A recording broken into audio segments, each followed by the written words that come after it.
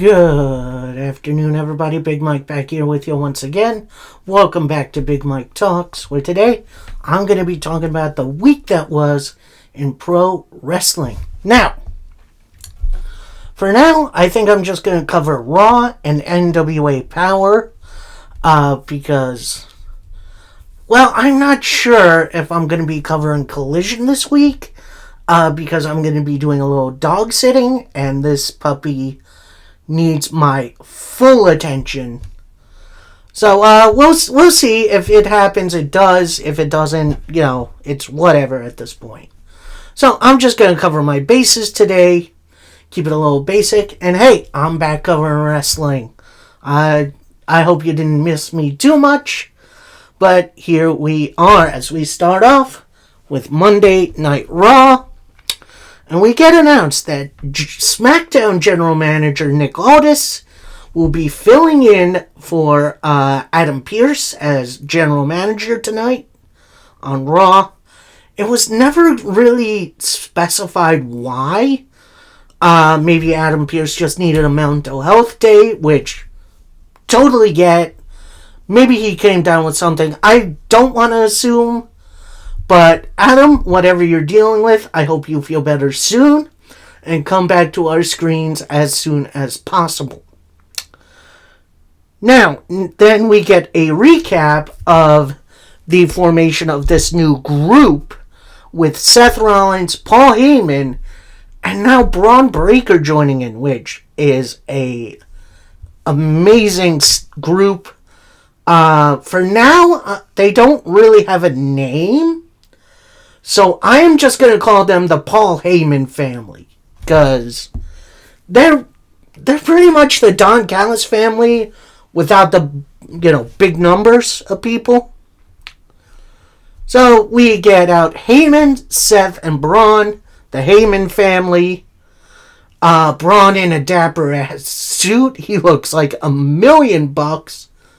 And Seth's still doing his Seth freaking Rollins thing, which I know the gimmick is pretty much over.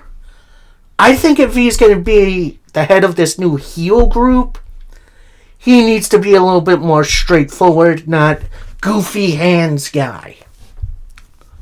Anyway, so Seth Rollins begins the promo saying, in case you didn't know, you're looking at the winner of the main event of WrestleMania.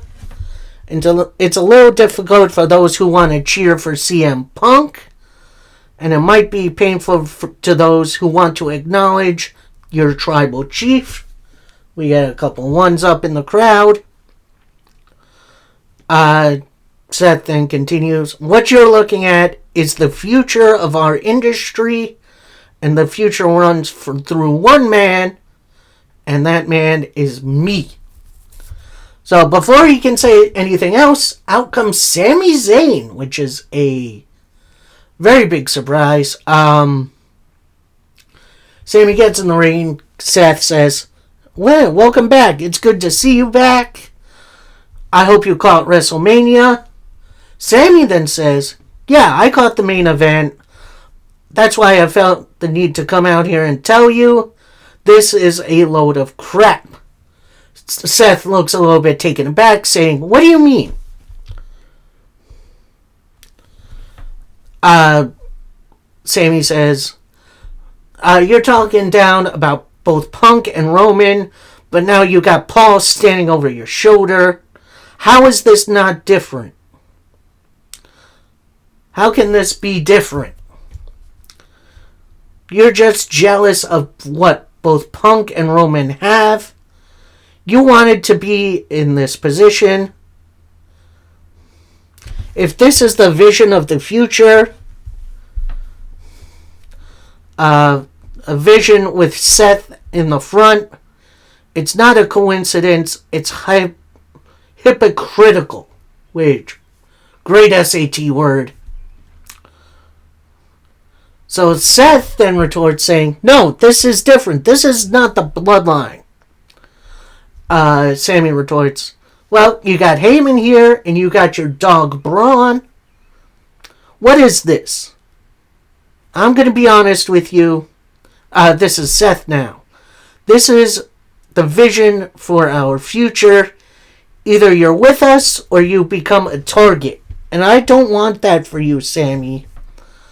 So Paul and I are going to go back. We're going to find a solution. And we're going to get you off Monday Night Raw. This is not a threat. But I know you don't want to buy in. So we're going to cash you out. It's an offer. Just think about it. And I'm going to need an answer by the end of the night. Holy cow.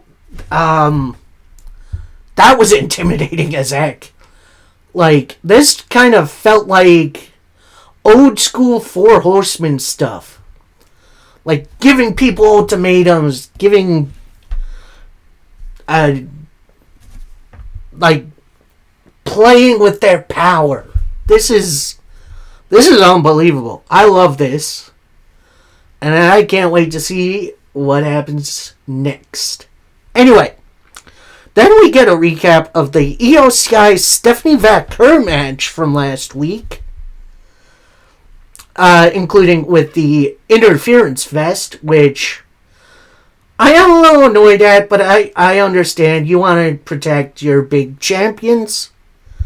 So then we go into our next match, which is Rhea Ripley versus Roxanne Perez, which I can't believe we're getting this on free TV. Perez goes for a lockout fake out, which she rolls out of the ring. She takes her time getting back in. And then she kind of throws her entrance jacket at Rhea, hitting a chop block, targeting the legs, which is honestly very, very smart. Eventually, Rhea does fight back, goes for a Razor's Edge, which I am honestly cool that she's added that to her repertoire. But Roxanne gets out of it, going for a bulldog. Rhea rolls through it, attempts to lock in a knee bar, but that gets blocked by Roxanne. Roxanne goes to the middle ropes, goes to hit a dive, gets caught. Then Rhea slams her into the barricade and just throws her all around ringside. Roxanne then goes for a DDT leg sweep combination, which that looked awesome. That gets blocked. She eats a clothesline from Rhea. Roxanne attempts a crossbody that gets caught into a delayed suplex, which is always an amazing spot. Rhea tries to lock in a sharpshooter, but Roxanne fights out. Rhea with a Razor's Edge and a tense drop kick, only for a 2 count. Then after a while, out comes Julia, who apparently is now an associate with Roxanne Perez, at least on the main roster. She draws with Rhea Ripley. That distracts Rhea enough for Roxanne to hit the roll-up, only for a 2. Roxanne with a Hurricane Rana and a knee drop for a 2. She attempts Pop Rocks, but Rhea Ripley blocks it. Julia then distracts Rhea for a minute. Roxanne attempts another roll-up. Rhea rolls it through, hitting a big old headbutt. Rhea with the attempts the riptide, but Julia breaks it up. So the match is thrown out. Julia and Perez then attack Rhea Ripley post-match, with Io making the save. But then it's a 2-on-1 assault. Rhea Ripley then gets back in and evens the odds. So I don't know if we're going to be heading for a tag match for Backlash. But it does seem like that's where this is going. Unless this is going to be on NXT or something. Honestly, this kind of NXT versus main roster story has been really, really interesting. And they are not doing an invasion, which I love. So then we go backstage with the full force of the Judgment Day, including JD McDonough. So Finn Balor comes in, he pulls JD away, says, "Hey, welcome back. Thought you weren't coming back, but you came back quicker than it was gonna be." So then Liv walks up to them saying, "Wait, why aren't you guys ready for your match?" Finn then goes, "What do you mean, what match?" JD then says, "Well, I went to Adam Pearce, and I got us a tag team title match versus the War Raiders tonight." Finn kind of is ecstatic, but kind of bummed out, saying, "Why don't we keep everyone in the loop like this?" Liv's then like, "It's okay, go get ready. Then we kind of get a camera shot of Carlito. He's then like, "Now everyone can potentially be champion." Takes a bite of his apple. Carlito is such a great, comedy character. I love him. Not so much a great wrestler anymore. I'm sorry, Carlito, but you got it. I think it's time to get him out of Judgment Day. And then next up is a Logan Paul promo. And I will tell you this in a second. It's going to lead to something I don't think anybody wants to see. So, he's in the ring. He says, "That's crazy. I beat AJ Styles on WrestleMania. And we're still on Maverick time. You guys don't know greatness when it's standing right in front of you. I'm not going to go down like this. It doesn't look like Jey Uso had 7 days. I had 7 days. I've done everything in this industry except win a world title. Jey, consider your days numbered." And before you can get another word out comes Jey Uso. He's going through the crowd. He's yeeting like crazy. Gets in the ring. And he says, "I'm not going to let this slide. After becoming champion, I'm not just handing over the world title to some punk-ass YouTuber. And I'm going to get real. I watched Gunther beat up Jimmy within an inch of his life. That lit a fire under me that isn't going out. This title isn't just given, it is earned. And if you want it, come get it." So Logan Paul replies, "You're just going to yeet yourself, stupid. I got something for you. I'm going to take your title, and you're going to do what you do best. You're going to crash out. You're going to mess up. Enjoy that while you can, because..." And before he can get another word out, Jey super kicks Logan Paul right in the face. And I love that. I absolutely love that. It's time for Jey Uso to shut this guy up. And it looks like this match is going to be set for Backlash. I don't know anybody who is excited by this. Logan Paul just had his worst match on main roster. And Jey Uso is a fine wrestler, but he's more of a character. So, I'm going to be willing to see how this goes, but ultimately, I don't know. I feel like we've been down this road before. This just feels like filler to get to Seth, probably. I'm willing to bet we're going to be getting Seth as World Heavyweight Champion again sometime in the near future. So, anyway, we go to our next matchup. We got the New Day on commentary, the tag team titles, champions. As we got, I guess, a kind of number one contenders match between the War Raiders and the Judgment Day, being represented by Finn Balor and JD McDonough. Good to see JD McDonough back. And this match was a whole lot of fun. At one point, we see Ivar going for his outside the ring crossbody. Carlito moves him. He slams right into the LED board, which that was a hell of a noise. They pretty much went back and forth all night. But then, after a big moonsault to the outside by Finn Balor, gets his boys back in. Then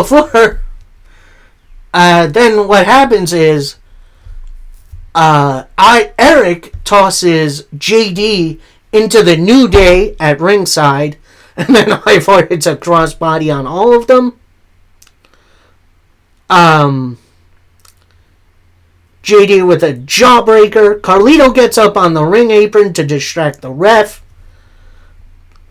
Then out comes Penta, who pushes JD McDonough off the top rope, going for whatever he was going for. Ivar tags in. War Raiders hit the War Machine to pick up the win. So, this was definitely a bit of an overbooked mess, but it kind of makes sense. Like, Penta has his issues with the Judgment Day, as do the War Raiders. So, Penta interfering does make sense, evening the odds a little bit. So, we'll see about that. So next, we cut to backstage in the locker room. We see Sami Zayn and Otis talking, which, that's definitely quite the combination. And Otis is like, don't worry about it, big man. Come on, you got a decision to make. You're going to make the right one. In comes Paul Heyman. He slides right next to Sami, says to Otis, can you give us a minute? So Otis walks off. Paul Heyman then says to Sami, we're OG Bloodline. I respect you that you left the way you did. Sami then said, you would respect what I did. But it's how Seth views himself now. Heyman then says, Braun has that dog in him. He is demanding a match with you later tonight. Braun is the key to Seth's plan, and Seth is offering you a pass. You can go to SmackDown and everyone wins. Seth is doing you a favor, and once you get to SmackDown, you get the winner of Orton vs. Cena for the WWE title. You need to think about your future. You can live in the future or die with the past, which is a great line. And as he says that, he gets up, goes to walk out of frame. Camera follows him. Who's standing in the doorway? It's Braun Breaker. And it looks like he wants to break someone. And then as Paul is passing him, puts his hand on his shoulder and gives him that classic Paul Heyman smile, which I have missed, that diabolical smile. And you know the one I'm talking about. You can look it up. It is a classic Paul Heyman evil smile. And that is one of the greatest comebacks ever. Speaking of one of the greatest comebacks ever, we now get a Becky Lynch in-ring promo, which, great to see her back. She needs a, not a gimmick change, but at least a theme song change. Like, don't get me wrong, I like the whoa. If she's going to be a heel, she needs something else as a theme song. Anyway, so, she says, let's get down to business. I know who took out Bayley at WrestleMania. I found the culprit. It was me, Austin. Well, she didn't say that, but you know what I mean. Don't act like I'm the bad guy. That woman has attacked me nonstop since 2019. Did you all forget about that? And now she's dancing to everyone's music. I saw I was the bigger star. And that brings me to Lyra. The friend of my enemy is my enemy, which is a great line. I had high hopes for Lyra. I tried to save her, but she would never have won the tag titles with Bayley. And you're already a loser because... And before she can get another word out, out comes Lyra. And she says, so you had high hopes for me? How many worried... I can't tell you how many women warned me about you and would tell me you'd stomp on anyone's thoughts. I had dreams of winning gold with you, and I finally see it now. I know exactly what you are. I'm going to make you pay for what you did to me and Bayley. She charges the ring. Becky bails out. So Lyra gets back on the microphone and says, you're thinking about the last time we fought. Becky replies, I fight only when it matters most. So I'm not going to fight here. I want you at Backlash. So Lyra then replies, alright, we can do it at Backlash. But I bet you're only going to fight if I put this Intercontinental title on the line. Let's do it. So Becky then replies, I'm going to make this title matter more than you matter on your time. Lyra then replies, I'm Lyra. I'm at Backlash, I'm going to be the better person and the better wrestler. So Becky attempts to get in the ring, get one over on Lyra. Lyra takes advantage really early on. Becky then bails out. It looks like she's bailed. And as Lyra is celebrating on the ramp, Becky comes back around and attacks Lyra on the ramp. So, definitely WWE's best storyline post-WrestleMania. We'll see if this is Lyra's time to lose the title, which I hope it isn't. So next we see Penta. He's kind of flustered in the back. Then Nick Aldis walks in. He says, I understand what you did. Judgment Day has done this to you loads of times. So I've made a match with you and JD McDonough next week. So this brings in Chad Gable, who is wearing a El Grande Americano is Lucha shirt in the style of Vote for Pedro. And he is seconded by Lyra Valkyria. No Creed brothers, which is very interesting.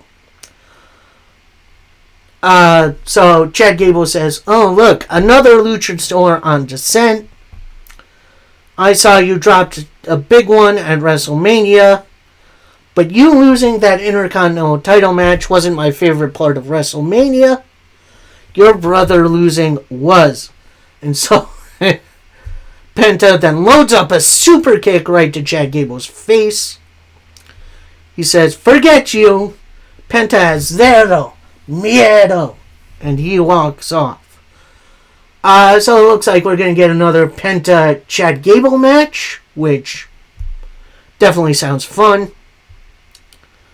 We then get a Rusev video promo. Great to see Rusev back at it.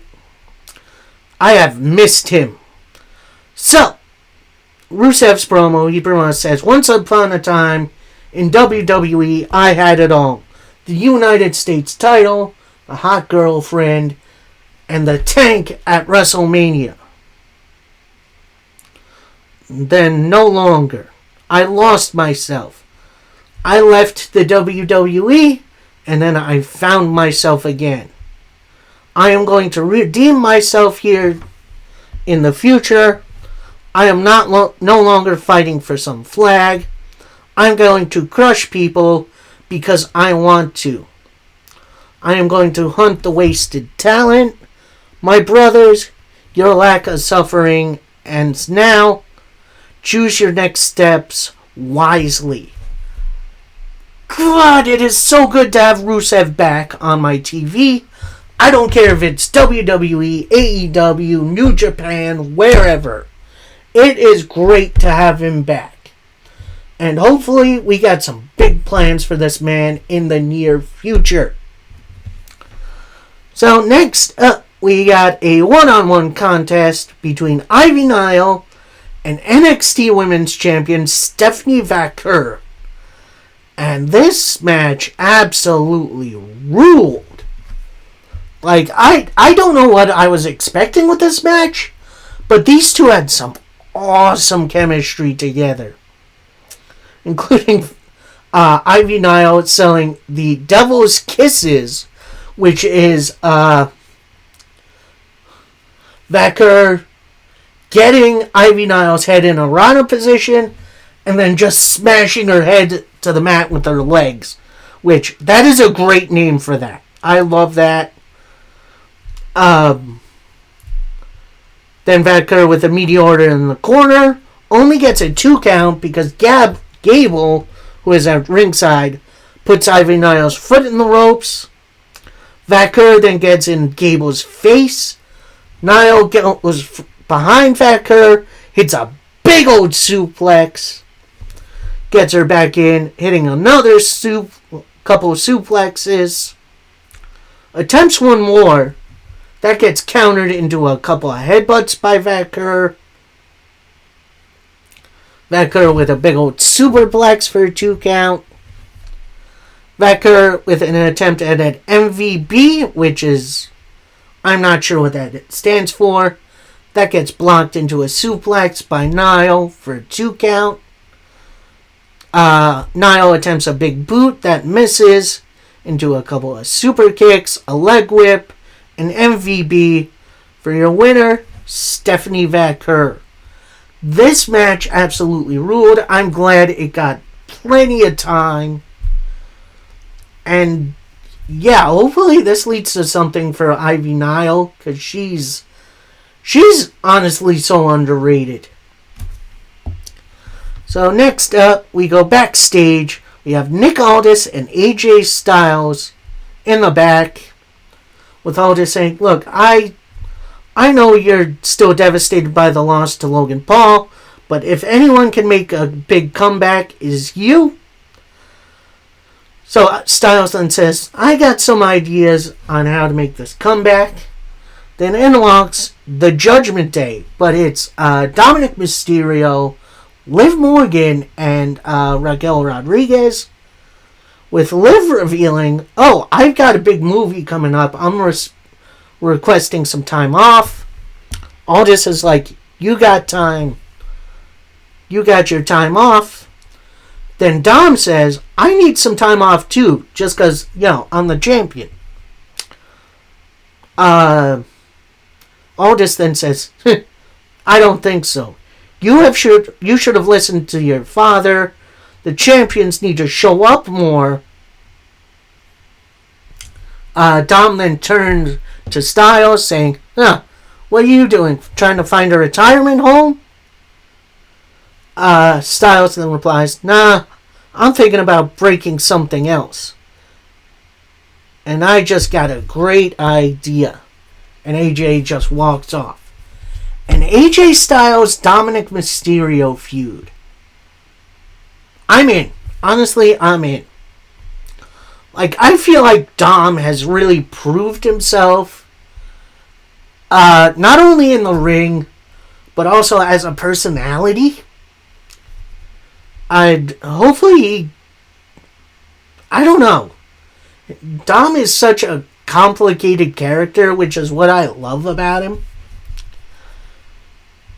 And he gets some really good reactions. Anyway, we see Sami Zayn. He's kind of sulking in the back. Then in walks Karrion Kross, which, good to see him get more TV time. And he says to Sami, you clearly got some big decisions tonight. Hope you make the correct one. And then just walks off. Like, I am so glad WWE are making a big deal about this. Because it kind of feels like on the level of, well, maybe not on the level, but at least kind of as interesting as Cody Rhodes potentially selling his soul. Like, making a big deal about this feels really awesome. So then we get a recap of Gunther attacking both Pat McAfee and Michael Cole from the previous week. Then we get a Pat McAfee standing promo. You know, he does some glazing of the crowd. He then calls out the Nick Aldis substitute for tonight. And he says he wants Gunther's suspension lifted so I can beat his ass anytime, anywhere. Aldis comes out, pretty much says, look, we're not going to sanction that, but I will lift Gunther's suspension so you can have a match at Backlash. Which gets a nice reaction. I don't know who wants this, but I got a funny feeling this is going to be more of an angle than a match. Because I think this is going to lead into Bill Goldberg's retirement match. I'm not going to spoil anything just yet. But we got Backlash predictions coming next week. In which, I can't believe Backlash is almost here. That's wild. So, yeah, we're going to see about that. Then we get a video replay of the first time Cena and Orton had a match at SummerSlam 06, I want to say. Which is absolutely nuts, because they then had 45,000 matchups after that, which is enough. We then see Sami Zayn in the back again. Jey Uso walks in. He says, my brother, I just wanted to come check on you. You got a big decision tonight. And whatever decision you decide to make, just know I got you. They then come in for a bit of a hug. Sami then says, that is just what I needed to hear, and walks off. We stay on Jey Uso for a little bit. He's looking a little distraught. Goes to walk off. KO punch by Logan Paul. Just walks right into it. In which, I just want to see Jey Uso beat this man in 5 seconds. We then see a card rundown for next week's Raw, which looks absolutely awesome. We then get a Seth Rollins promo, and it's just Seth. It's not the rest of his crew. He says, here we are. Sami, I want you to come on out. Let's talk this out. So Sami Zayn comes out. He's still in his street clothes. He says, Sami says, before we do this, I thought about this a lot. Hear me out. You're putting me in a difficult position. Oh no, this is Seth actually. I don't want to see anything bad happen to you. This is just you and me out here. I watched you celebrate with Jey Uso, and I thought you were giving me the same respect. Me, Braun, and Heyman is the way forward. It's the vision for the best future in the WWE. And you don't believe, because you don't believe me, that hurts. This business tears friendships apart, and after everything how many friends can you really count on? You are one of my true friends, Sami. I called you when I first became a dad, and you gave me some great advice. Let me return the favor that can save your life. Take this pass. Whatever Paul Heyman has for you, take it. Otherwise, bad things will happen to you. Take the out. So Sami Zayn finally retorts and says, if I hurt your feelings that bad, I'm sorry. As a man, everything you say is true. We are very good friends outside the ring. But to everything you say in the ring, I think you're just playing games. You know what parts to play. And one thing that has eluded me is the WWE title. And ever known me to run away from a fight. I'm not standing here while my friend threatens me. I've been a target 1,000 times before. I am not going to be threatened. I will win the WWE title. I will become world champions because I did it my way. The right way. And this is me telling you to go to hell. I love Sami Zayn so dang much. He is so well loved to me and a whole lot of people.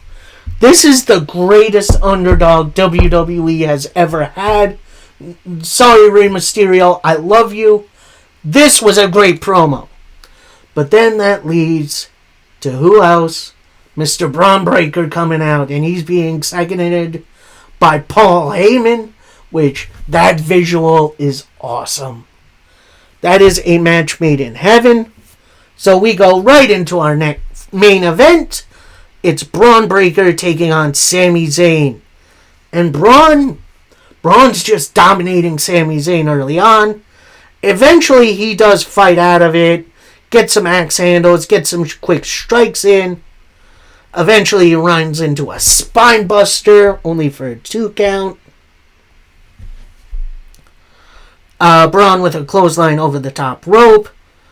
Sami goes for a moonsault, but Braun trips him off the apron. Braun then gets him back in. Attempts a superplex. That gets blocked into a sunset flip powerbomb for a 2 count. Sami attempts a suplex. That gets blocked into a chop and a DDT for a 2 count. Braun then with a big old Frankensteiner attempts a spear. Sami grabs him, hits an exploder suplex in the corner. Attempts the haluva kick, but Braun with a big old spear. Then he waits for Sami to get up again, hits a super spear. Then Sami rolls out to the apron. Seth gets into Sami's face, saying, all this pain can be over. You don't have to fight anymore. Take the out. Take the out. Sami Zayn then rolls back in. Another super spear by Braun Breaker. Then the referee calls for the paramedics. They come out. They're checking on Sami. Then Seth, who's on the outside, nods to Braun Breaker. Officials are trying to get him up. Another super spear.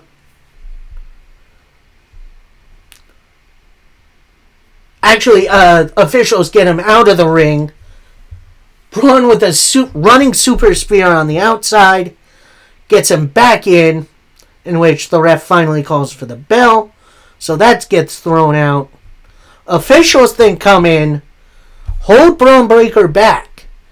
Seth and Paul Heyman, they get in the ring. They collect Braun. Seth then puts a hand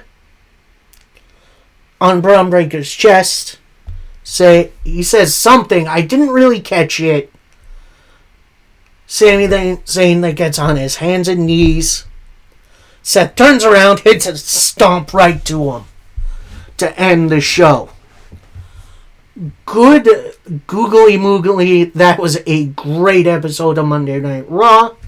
The action was so good. The character moments really hit. It definitely feels like WWE is getting back on track with their character-driven motives. My only thing right now is the Backlash card itself. Like, good lord, there's a lot of head-scratching things going on.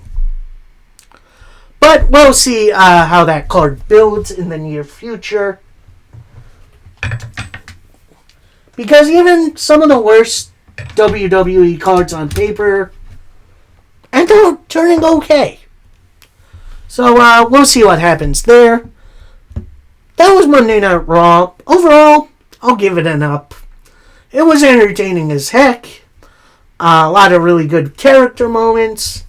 And then a night-long narrative, which I think Raw has been missing for a while. So that's it for that.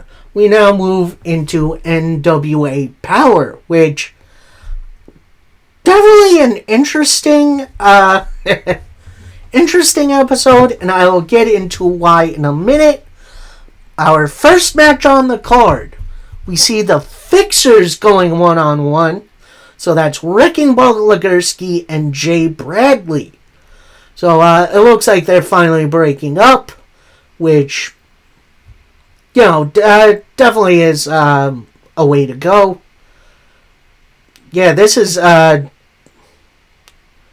definitely a bit of a slower fight, but eventually it does pick up with Wrecking Ball Legursky hitting a couple of scoop slams, big splash in the corner, a hip attack. He attempts a power slam, but that gets blocked by Jay Bradley, who hits a big old suplex, only for a 2. Attempts a Vader bomb, but that misses into a shoulder tackle, in which Wrecking Ball Legursky wins. Shoulder tackle ending a match. I have never seen that before in a while. Definitely old school, but I do kind of like it. Now, here's what's very, very interesting. So the night-long narrative has been kind of an election storyline in which all the heads of the territories, except for EC3, which is a very weird one, are campaigning to get elected to be the overall territory president. And, you know, first we have a string of segments of them campaigning. Then it comes to Trevor Murdoch. He's got this weird cowboy hat on. He's got American glasses. And he's like, vote for me is a vote for normalcy. Let's go NWA. And then Mike Knox is beside him with the goofiest looking grin on his face. I kind of liked these. Like, these make this position kind of feel important, which is obviously necessary. And it doesn't really take away from anything. Like, these are nice little character moments. And we'll see a couple more solo campaign videos later on in the evening. But next up, we got the final semi-final matchup for the Jack Stain Memorial Tournament. Frank won the other bracket, which is fascinating. But now we got Kobe Carino taking on Zion. And these two definitely have some really, really good chemistry. A lot of really good back and forth between the two, with Zion trying to ground Kobe. Meanwhile, Kobe having trouble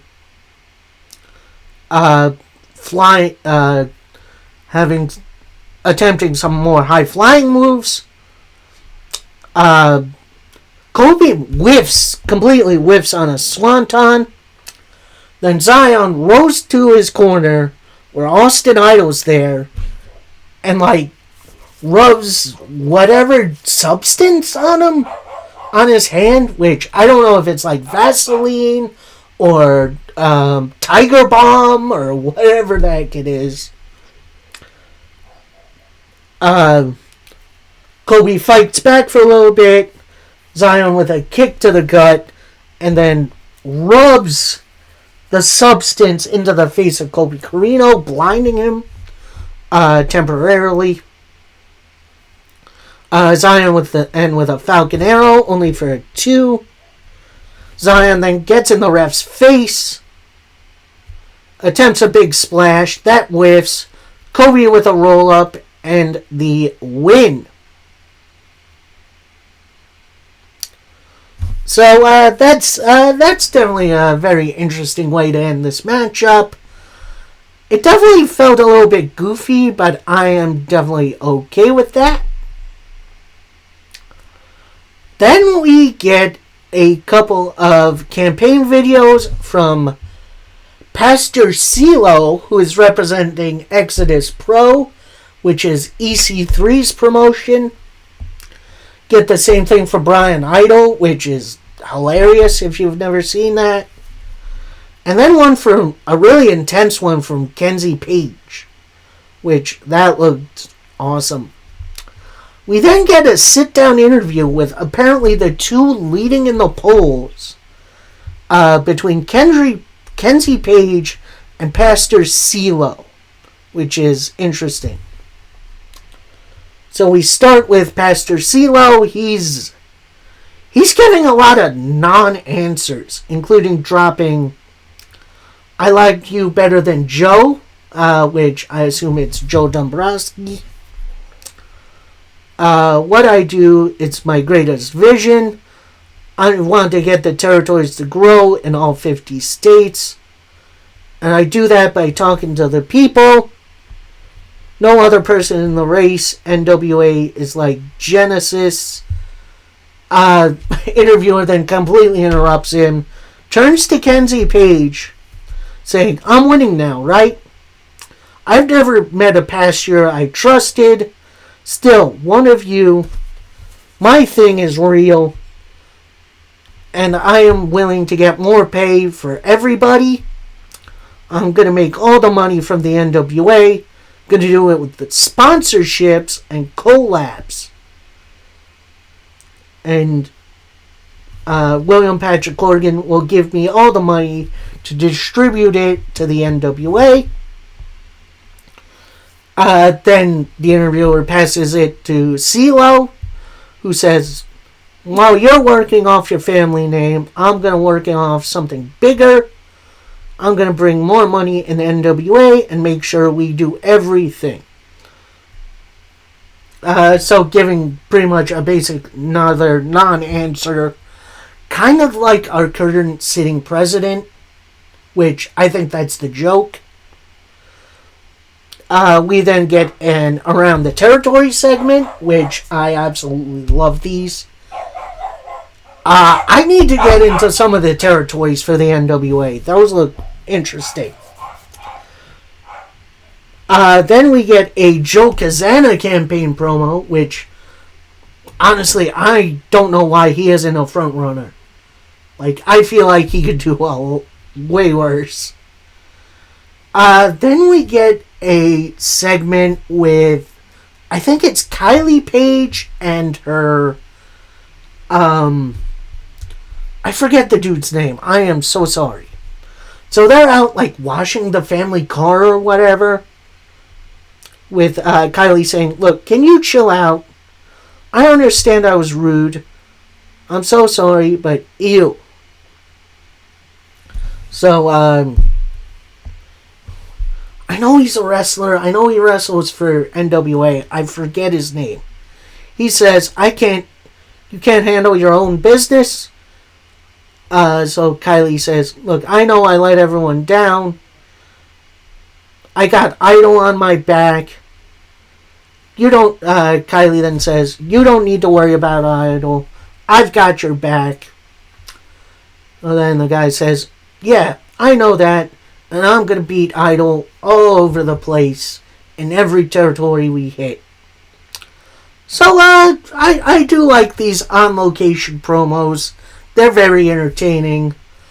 That one was a little awkward. Like, I know it's kind of a look in the everyday lives of the superstars, which is nice. That one felt a bit like soap opera-y, if you know what I mean. So now we move to our main event of the evening, in which it kind of feels like a preview for the Crockett Cup. I don't think it was announced that this was like a play-in for it, or a qualifying match for it. But we have Blunt Force Trauma of Damage and Carnage. Good to see them back. Where the heck have these two been? Taking on the Exodus Pro representation of Pretty Boy Smooth and EC3. And before the bell, BFT attack EC3. EC3 and Carnage started off, and EC3 immediately attempts the 1%er, but that gets blocked into a body slam. Then we go into a Kenzie Page campaign video, which I guess you had to fit that in somewhere. Didn't really interrupt the match, but it was a little jarring. We get back into the action. Carnage and Damage are tagging in and out with quick tags and power moves. Both men getting a nerve hold in on EC3, with him fighting out both times. EC3 with an STO, which is very interesting to see that basic of a move from EC3. Pretty Boy Smooth and Damage then tag in, and they just go full-blown hoss fight on each other. Damage tags in Carnage. They both hit a couple of body slams on Pretty Boy Smooth. EC3 tags himself in. Pretty Boy Smooth then chucks EC3 into a cutter. Aaron Stevens then attacks Pretty Boy Smooth on the apron. Then you see the Exodus Pro minions, including Pastor CeeLo, backing Aaron Stevens off. Pretty Boy Smooth with an impressive drop kick, big elbow strike, a splash. EC3 with an enziguri, and then a roll up for your winners. The Exodus Pro representation of Pretty Boy Smooth and EC3. This was a pretty fun main event. I liked the interaction between the two teams. Certainly felt like they were putting some importance on this match. So anyway, we got our final segment of the evening. We got a Tom Latimer promo. He's like backstage somewhere. I don't even know where. He's in front of a curtain. He says, "Stevens, I don't need you. You tried to ruin my career. You tried to ruin my reputation. I don't know why I just had trouble with that word. I do apologize. You tried to ruin everything I've built over the years. You tried to ruin my relationship with my wife, where I walked in after my match with Carnage, and you wanted my wife to divorce me in disgust. But you know what we actually did? We could laugh about it. I've already beat one of your guys, Aaron. I'm waiting to beat your ass. And sometimes you got to clean up your own dishes. Aaron, you're the dishes. And next time I get my hands on you, I'm going to shove my fist down your throat." Yeah, that was definitely a fired up promo from Tom Latimer. So it does look like he's going to be feuding with BFT for a little while longer. I don't know if he's going to have... Aaron Stevens is going to have other people represent him, but this story is definitely getting a little bit more interesting. We'll see how it goes in the near future. And that'll do it for me. I think I'm going to cover Dynamite either on Monday or Tuesday. Monday is obviously Cinco de Mayo, and my family is going to celebrate that. So either I'm going to do the Monday's video a little earlier on Monday, or I am going to save that and do it on Tuesday. Then I'll do my predictions for Backlash on Wednesday. I got some wild ideas for that. And then I'll watch and do my review for Backlash probably on Tuesday. So hopefully you all are excited for that. We got SmackDown coming a little later tonight. And a little MLW, if I'm reading that right. So hopefully you guys stick around for all of that. Enjoy all the wrestling you can. And I hope you all have a great day. And happy wrestling, everybody. Peace.